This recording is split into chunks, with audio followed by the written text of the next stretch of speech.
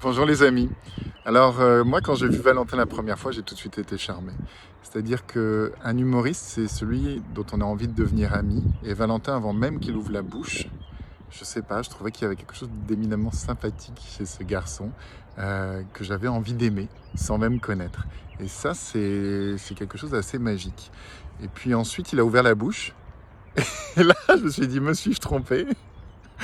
Et finalement, non. Et ce que j'ai trouvé absolument brillant dans les premières secondes de ce qu'il nous a dit, c'était son sens de l'improvisation. Il a eu des réponses absolument délicieuses à chacune des questions qu'on lui posait en interview. Et ensuite a suivi le sketch. Et pour tout dire, j'ai trouvé le sketch moins brillant finalement que son esprit. Et là, je vois que ce qu'il est en train de produire rattrape ce qu'il est vraiment.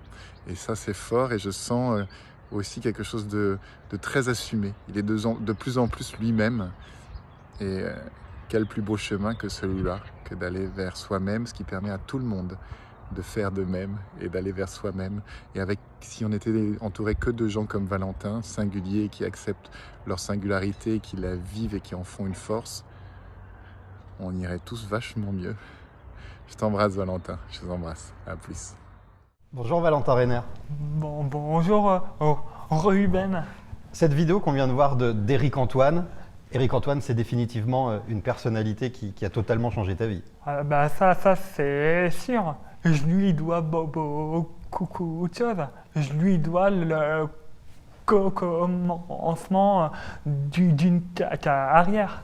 Août 2019, on vient de le dire, c'est le lancement de ta carrière. Ce que je te propose, c'est qu'on regarde ensemble tout ce qui s'est passé avant cette fameuse date de l'enregistrement d'Incroyable Talent et que tu nous racontes un petit peu ton histoire. Ok, très bien. Donc Valentin, en quelques mots, c'est quoi pour toi être bègue? Et puis, est-ce qu'il y a des avantages et des inconvénients à être bègue? Alors, grosso modo, le bégaiement, c'est un trouble de la parole. C'est-à-dire que tout le monde peut devenir bègue en fait. Et la deuxième question, les avantages, j'en ai plein. Car moi, ça m'a permis d'être plus tolérant, d'être plus à l'écoute des autres. Et puis aussi, en ce moment, avec le Covid, moi j'ai un gros avantage, car avec le couvre-feu, j'ai une attestation de la NASA. Et sur le papier, c'est marqué Monsieur Reiner évolue dans un espace-temps indéterminé. Mais bon, je tiens à préciser que être bègue, ça ne veut pas dire qu'on est né bête. Hein. Bon, même s'il y a des exceptions, hein, tu peux très bien être bègue et puis bête, mais là tu vas faire chier 2 fois plus le monde. Et là, j'ai une anecdote qui me revient en avantage. C'est qu'un jour, je me suis fait agresser dans la rue et puis le mec me demande mon numéro de carte bleue. Mais là, le temps que je lui donne le code, la carte avait bien expiré. Donc là, c'est un vrai avantage. Merci. Est-ce que ce bégaiement, c'est quelque chose de génétique? Est-ce que quand il y aura des petits Valentins plus tard, ils ont la possibilité d'être bègues? Alors là, c'est une question qui reste encore très ambiguë. Car les chercheurs eux-mêmes contredisent. Alors en gros, il y a beaucoup de théories de merde, hein, mais rien de concret. Moi, pour ma part, je sais que c'est pas inné, en fait, car mon institutrice de maternelle, quand j'avais 3 ans, elle a dit à ma mère, oh là là, Valentin s'exprime vraiment très bien, c'est clair. Et là c'est pour te dire que en fait, on n'est pas abègue, hein. C'est comme con ou raciste, hein. Tu deviens. Et ce n'est pas non plus une constipation verbale soudaine, hein. Non, car en fait, pour ma part, ça vient de plusieurs traumatismes, dont un plus gros que les autres, c'est que j'ai assisté à la noyade de mon amoureuse de ma maternelle, et depuis, je suis bègue en fait. Et j'avais le choix entre maître nageur et bègue. Moi, j'ai préféré bègue. Mais ce qui est assez incroyable, c'est qu'à l'époque, on m'avait diagnostiqué Gilles de la Tourette en fait. La psychiatre avait annoncé à mes parents, bon Valentin souffre du syndrome de la Tourette. Et là, ma mère, qui avait vu des reportages sur ça, elle s'est dit, mais c'est pas possible, quoi. Elle se trompe. Et donc là, on a vu un deuxième psychiatre, et lui a dit non, ce n'est pas le syndrome de la Tourette, rassurez-vous, il est juste te bègue. C'est un immense changement dans la vie d'une famille. Comme tu le disais tout à l'heure, tu as 3 ans, ta maîtresse dit que tu t'exprimes très bien, il y a ce choc dont tu nous as parlé. Quelle est la réaction de ta famille? Est-ce que, comme on le pense forcément, il y a un soutien immédiat ou il peut y avoir aussi une forme de rejet de certaines parties de la famille? C'est humain d'avoir peur. Et puis ma mère, au début, elle s'inquiétait énormément. Pour moi, elle avait peur que je souffre du regard des autres, surtout. Et je me souviens qu'au départ, elle m'avait dit Valentin, si on se moque de toi, et tu n'hésites pas, quoi, tu frappes. Bon, j'ai essayé une fois, je me suis retrouvé la tête dans à sable. Alors très vite, on a changé de stratégie. Et là, j'ai adopté l'autodérision que ma mère m'a apprise, en fait. Et puis, depuis, ça a très très bien marché, ça a fonctionné. Et ma mère, elle travaillait en usine. Elle faisait les 3 hits. Donc, un jour le matin, une semaine le soir et tout ça. Donc, moi, je dormais chez ma grand-mère en fait. Donc, c'est ma grand-mère qui m'a quasiment élevé. Et puis elle, c'est elle qui m'a transmise la passion du cinéma, en fait. Et puis je me souviens qu'à l'âge de 4 ans, elle m'emmène voir le bossu de Notre-Dame. Et dans ma tête, je vois Quasimodo et je me dis, mais si lui, il a réussi avec une bosse, bah moi j'ai toutes mes chances. Et c'est vrai qu'avec ma grand-mère, on a un lien vraiment pas comme les autres, car tous les deux, on a eu des problèmes de parole en même temps, car elle a eu une trachéotomie, donc on s'est tout de suite complémenté en fait. Et puis après, à l'âge de 16 ans, ma mère meurt d'un anévrisme.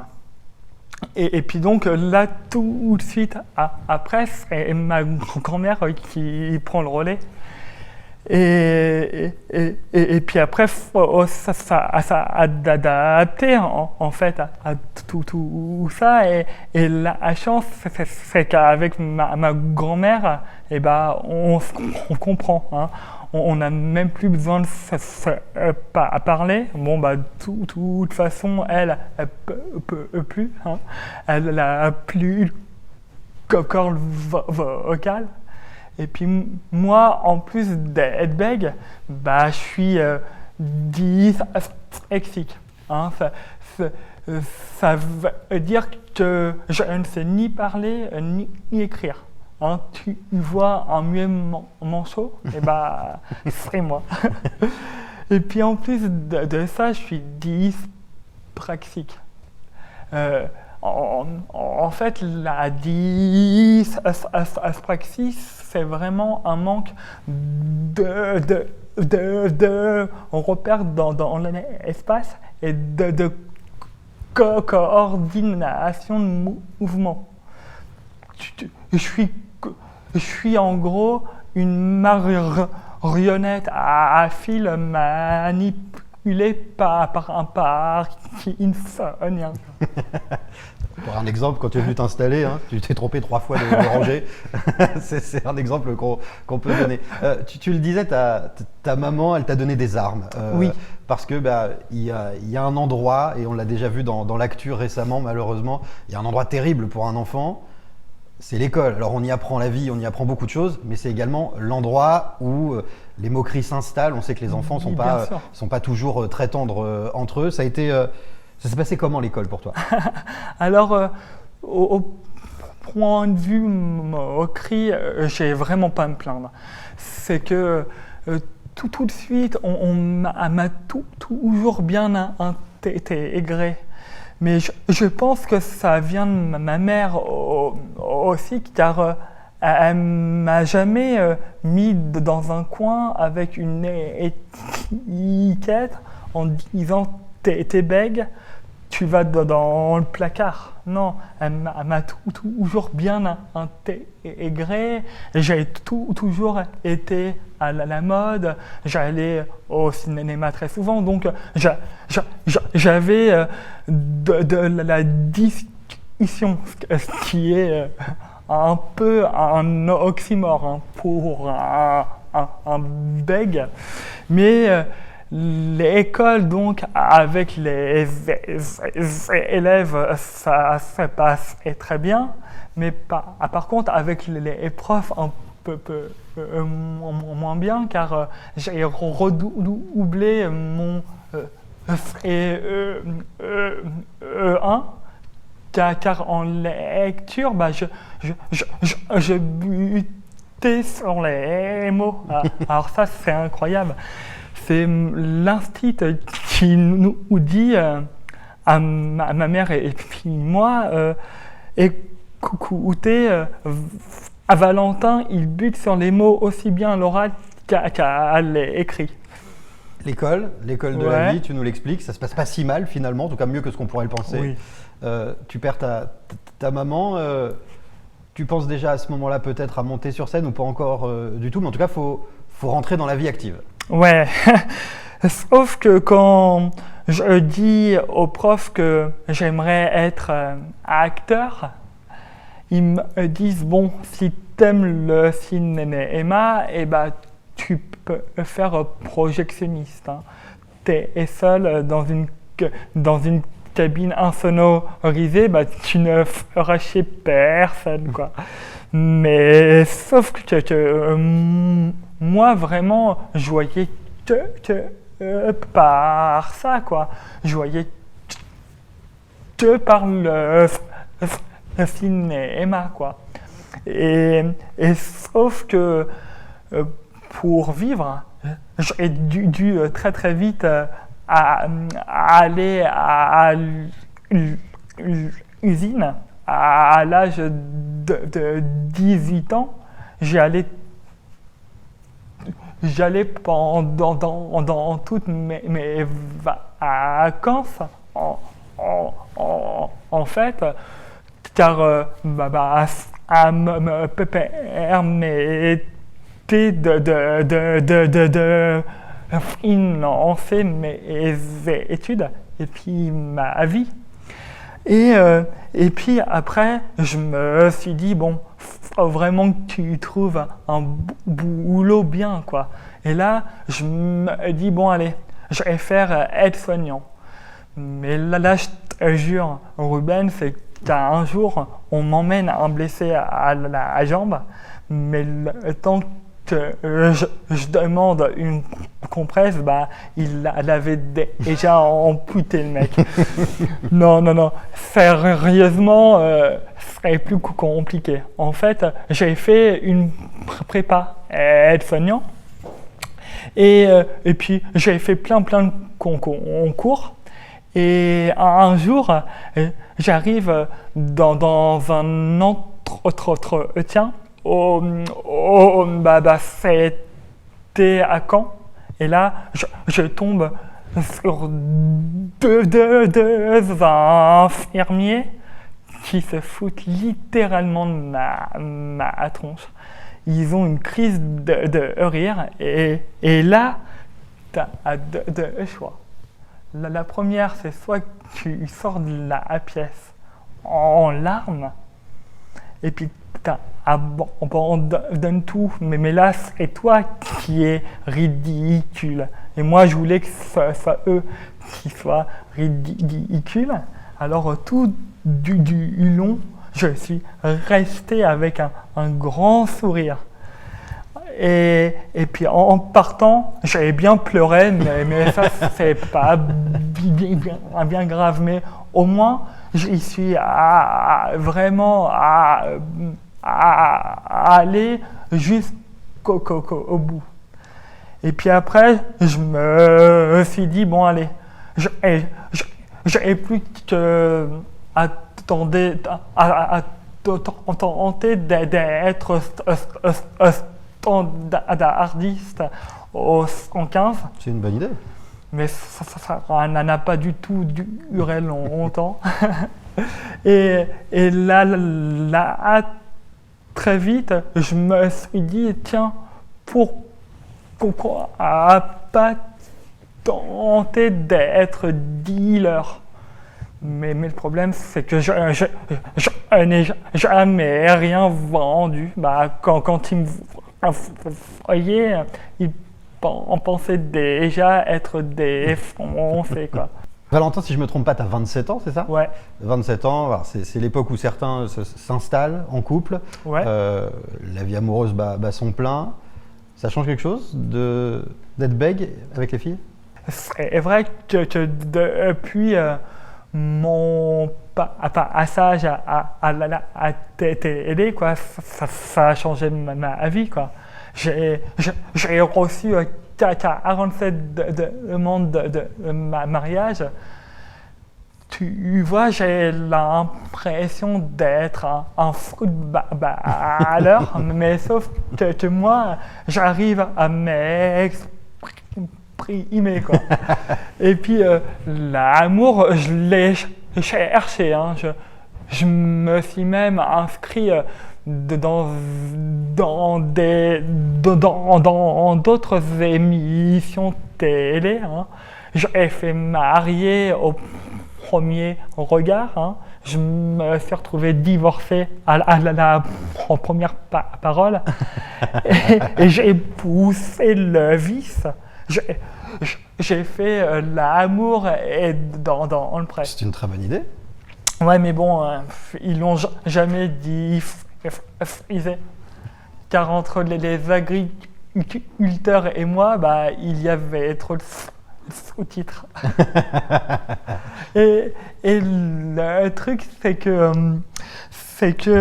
c'est vrai que pendant un certain temps, si je n'ai pas eu de relation longue, c'est que les filles ne voulaient pas trop me présenter à leur entourage, quoi. Hein. J'étais le mec sympa pour être en couple, mais pas plus longtemps, quoi. On montre pas trop aux proches. Et du coup, tout ça m'a donné l'envie, hein, de me mettre en couple avec des femmes atteintes d'un handicap. Alors, je suis tombé amoureux d'une aveugle, mais tu imagines un bègue qui guide une aveugle dans la rue. C'est pas le truc le plus facile. Non, bah, le temps de lui dire un caca, un camion, bah, elle est déjà morte et enterrée. Et puis la deuxième, une bègue. Mais le problème, c'est qu'elle passait son temps à me gueuler dessus. Elle pouvait commencer une dispute le lundi et puis la finir le jeudi. Donc voilà. Et la dernière, une impatiente. Ah bah ça, c'est le plus gros handicap. Hein. Surtout quand tu veux être en couple avec un bègue. Mais moi, cette fille-là, je l'aimais vraiment. Et le truc qui est drôle, c'est qu'un jour, je lui ai fait une longue déclaration d'amour, mais le temps que je finisse cette déclaration, elle était déjà mariée avec un autre. J'ai lu, avant qu'on se voit, Valentin, que les bègues, dans ton cas, étaient énormément à faire des tentatives de suicide, près de 80%, je crois. Ouais, c'est un chiffre, bien sûr, qui est approximatif, mais qui est malheureusement vrai. Moi-même, j'ai pensé plus d'une fois à mettre fin à mes jours. Et puis je me suis rendu compte que la vie était plus belle que tout. Et je me suis dit très vite, allez, relève-toi, t'as déjà perdu des proches toi-même, alors va pas faire du malheur aux autres et vis. Grâce à cette bonne décision, on t'a retrouvé dans l'émission Incroyable Talent, où tu as été jusqu'en finale. Tu as fini deuxième de cette édition de l'année 2019, ce qui a lancé ta carrière. Et on est ravis de pouvoir te retrouver sur scène pour ton premier spectacle. Donc, Valentin, juste avant de clôturer cette émission, on termine toujours de la même manière. C'est une personnalité qui va venir prendre ma place, que tu vas découvrir dans un instant, et c'est elle qui va te poser les 2 dernières questions. Ok, très bien. Prêt ? Avec plaisir. Bonjour Valentin. Bonjour Arnaud. Bienvenue à Reims. Merci. Alors j'ai écouté attentivement les questions que t'a posées Ruben il y a quelques instants et bien sûr tes réponses. c'est une vraie leçon de vie, un vrai parcours de vie. Merci Arnaud. J'ai une ou deux questions. La première, c'est quel message pourrais-tu passer à des jeunes ou moins jeunes qui présentent un handicap, quel qu'il soit, et qui se mettent des barrières pour atteindre leur objectif? Quel est le message que tu pourrais leur passer? Alors moi, je dis toujours que chaque personne est différente. Et donc, je n'ai pas vraiment de conseils à leur dire, pas parce que je suis qui pour leur dire ça, mais une seule chose, c'est qu'il faut vivre à fond. Et puis, même si on a des petits problèmes, des petits handicaps, il faut toujours aller plus haut, toujours aller plus loin. C'est vrai que donc c'est un message un peu universel qui concerne tout le monde. Oui, voilà. Pour raconter ton histoire, tu as beaucoup cité ta grand-mère. Ouais. Et ça m'a touché parce qu'on a tous un lien particulier avec sa grand-mère. Et tu nous as rappelé le fait que c'est lorsqu'elle t'avait emmené au cinéma voir Le Bossu de Notre-Dame où tu t'es dit il est bossu, il a réussi et je peux réussir. Ouais. Mais avant tout, tu es un artiste à part entière. Certes, tu es bègue, mais tu es un artiste. Et les émissions auxquelles tu as participé ont montré tout ton talent parce que tu as un véritable talent. Et donc la question, c'est quel est ton modèle? Au-delà du Bossu de Notre-Dame, mais quel est ton modèle dans la profession et dans le métier qui est le tien aujourd'hui? Ok. Oh bah alors là, on en a plusieurs. Mais quelqu'un qui m'a beaucoup aidé, c'est Nelson Mandela en fait. Parce que ce monsieur-là, il n'aurait pas dû avoir la destinée qu'il a eue en fait. Car il a été en prison, après il est devenu quand même président. C'est un homme vraiment de résilience et qui m'a vraiment beaucoup apporté dans ma vie. Et il y a aussi un autre dans le côté plus artistique, c'est Jean Dujardin. C'est plutôt un film. C'est The Artist. Je vais voir ce film-là et je me dis oh là là là là, j'ai pris une énorme claque et pourtant le mec il ne dit pas un mot du film. Eh ben attends, allez Arnaud, j'ai une question car on a vu qu'en ce moment avec Joe Biden un bègue est passé au pouvoir. Est-ce que toi, tu aurais pu être maire bègue ou bien être associé à ton adjoint bègue ou bien handicapé? Oui, alors Joe Biden, c'est un bègue ou un ancien bègue, oui. Mais il a aussi une autre qualité, c'est qu'il s'appelle Joe Robinette Biden.